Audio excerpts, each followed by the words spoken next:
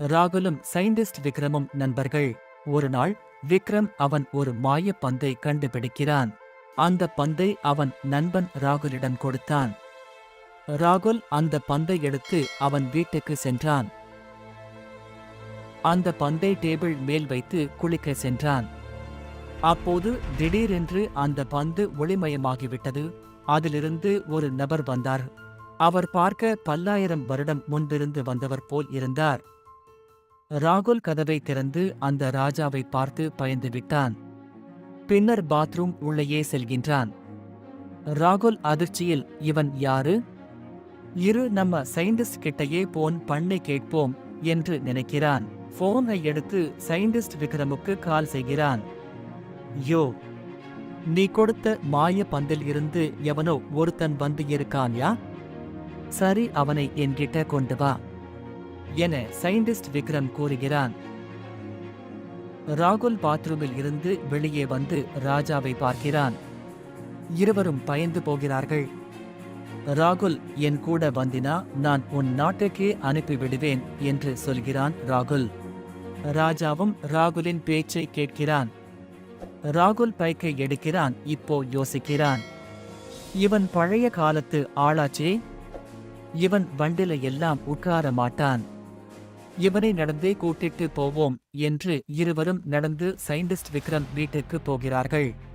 இருவரும் நடந்து செல்ல ராஜா அங்கிருக்கும் நிலத்தை பார்த்து, நான் முல்லை நிலத்தில் இருக்கிறேனா என ராகுலிடம் கேட்கிறான். அதற்கு ராகுல், என்ன முல்லையாவோ, நீ அப்படி வரியா?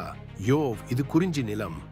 நம்ம ஆளுங்க பார்க்கடலை கடைவது போல மலைய கடைஞ்சி குறிஞ்சி நிலமா ஆக்கிட்டாங்க.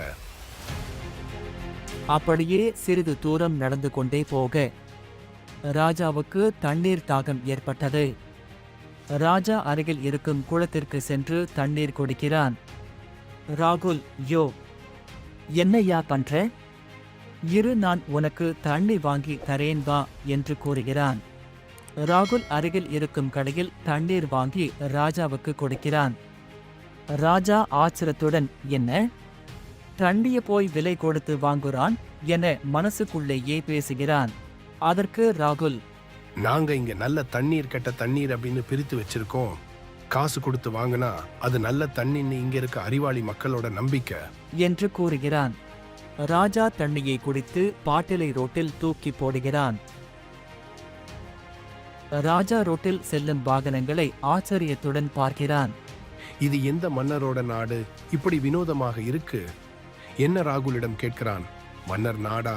ராஜா அவர்களே, மன்னர் ஆட்சி போய் பிரிட்டிஷ் ஆட்சி போய் இப்ப மக்களாட்சியே வந்துருச்சியா? அதற்கு ராஜா என்ன மக்களாட்சியா?